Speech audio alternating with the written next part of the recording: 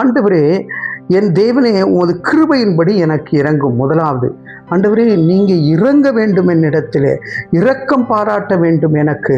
ஆண்டவரே, அதான் என்னிடத்திலே இருக்கிற கிரியைகளின் காரணத்தினாலே நீங்க இரக்கம் பாராட்ட வேண்டாம். ஆண்டவரே, என்னாலே நீங்க இரக்கம் பாராட்ட வேண்டாம், உமது கிருபையின்படி எனக்கு இறங்கும் என்று. பிரியமானவர்களே, 51வது சங்கீதம் ஒரு அழகான பாவ மன்னிப்பு ஜெபத்திற்கான சங்கீதமாக இருக்கின்றது.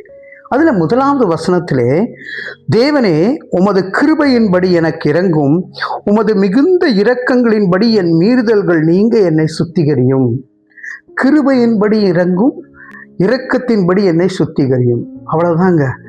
இது இல்லைன்னா நம்முடைய வாழ்க்கையே இல்லை. இந்த 2 வார்த்தைகள், கிருபையும் இரக்கமும் என்று பார்க்கின்றோம்.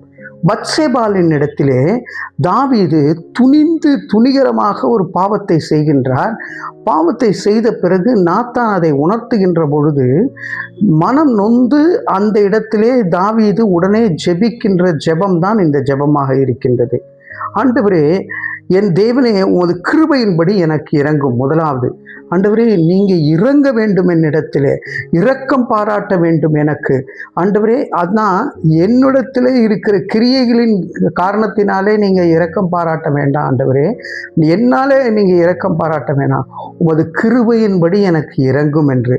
இன்னைக்கு நாம ஜெபிக்கும் பொழுது அப்படியே இதை கேட்கும் பொழுதே மனதில் ஜெபிக்கிறீங்கல்ல, அந்த ஜெபத்தில் நீங்க சொல்லுங்க, ஆண்டவரே, உமது கிருபையின்படி எனக்கு இறங்கும். ஆண்டவரே, நான் சில துணிகரமான பாவங்களை நான் செய்து விட்டேன் என்று சொல்லி ஆண்டவரிடத்திலே சொல்லும் பொழுது ஆண்டவர் இறங்குகின்றவராய் இருக்கின்றார்.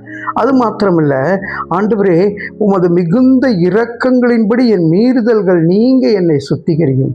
இரக்கங்களின்படி மீறுதல்கள் நீங்க. ஆண்டவரே, நான் பல காரியங்களிலே மீறி செய்திருக்கிறேன். அந்த மீறுதல்களுக்கு நான் பனிஷ்மெண்ட் நீங்கள் கொடுத்தீங்கன்னா நான் எங்கே போவேன்? ஆண்டவரே, என்னால் நிற்க கூட முடியாது. நான் உமக்கு முன்பாக நிற்பதும் நிர்மூலமாகாது உம்முடைய கிருபை. ஆகவே உம்முடைய இரக்கத்துக்கு முடிவே இல்லை கர்த்தாவே. காலைதோறும் அவை புதியனவாய் இருக்கிறது. இந்த காலையிலே எனக்கு இந்த இரக்கத்தின் நிமித்தமாக எனக்கு கர்த்தாவே கழுவி சுத்திகரியும் என்று சொல்லுகின்றார். பிரியமானவர்களே, பல வேளைகளிலே நாம் நம்முடைய பலத்தினாலே நம்முடைய பராக்கிரமத்தினாலே நமக்கு ஆண்டவர் கொடுத்த தாளந்தினாலே எல்லாம் நம்ம செஞ்சு முடிச்சிடலாம்னு சொல்லுவோம். ஆனால் கிருபையும் இரக்கமும் நமக்கு இல்லாமல் போகுமே. ஆனால் நாம் நிற்பதும் நிர்மூலம் வேஸ்ட் பிரியமானவர்களே. நாம் நிற்பதும் நிர்மூலமாகவும் சுத்த கிருபையாக இருக்கின்றது. பிரியமானவர்களே, ஒரு முறை ஒரு நல்ல டேலண்டட் ஒரு கேர்ள் என்ன பண்ணாலாம், அவள் ஸ்கூல் காலேஜ் எல்லாத்துலேயும் நிறைய ப்ரைஸஸ் வின் பண்ணிட்டு இருந்தாள். ஏன்னா அவளுக்கு அவ்வளவு டேலண்டட், மல்டி டாஸ்க், எல்லாத்தையும் மல்டி டேலண்டட் என்று சொன்னால் மிகையாகாது என்று சொல்வார்கள். அப்படி ஒரு டேலண்டோடு இருந்தவ எல்லாரும் சொன்னாங்க, இவளுக்கு என்ன, இவ பெரிய வேலைக்கு ஈஸியாக போயிடுவா அப்படின்னு சொல்லி. ஆனால் காலேஜ் முடித்து அங்கே கேம்பஸ் இன்டர்வியூவில் ஆரம்பித்து ஒவ்வொரு இடத்துலையும் ஷி வாஸ் ரிஜெக்டட். ஒவ்வொரு இடத்துலையும் ரிஜெக்ட் பண்ணுறாங்க. இவ சோர்ந்து போய் விடுகின்றாள்.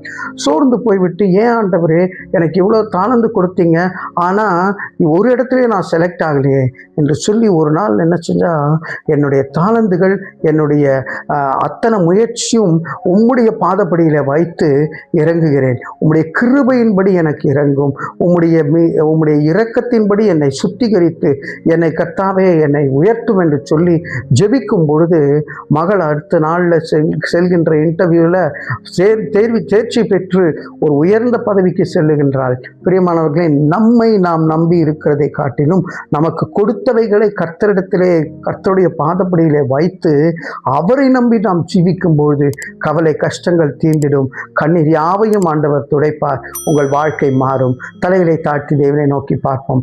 அன்பின் பரலோக பிதாவே, எங்களுடைய ஆண்டவரே பலனல்ல, எங்களுடைய தாளந்தல்ல, உம்முடைய கிருபையும் இரக்கமும் எங்களை தேற்றட்டும், ஆற்றட்டும், வழி நடத்தட்டும். இயேசுவின் மூலம் ஜெபிக்கிறோம் நல்ல பிதாவே.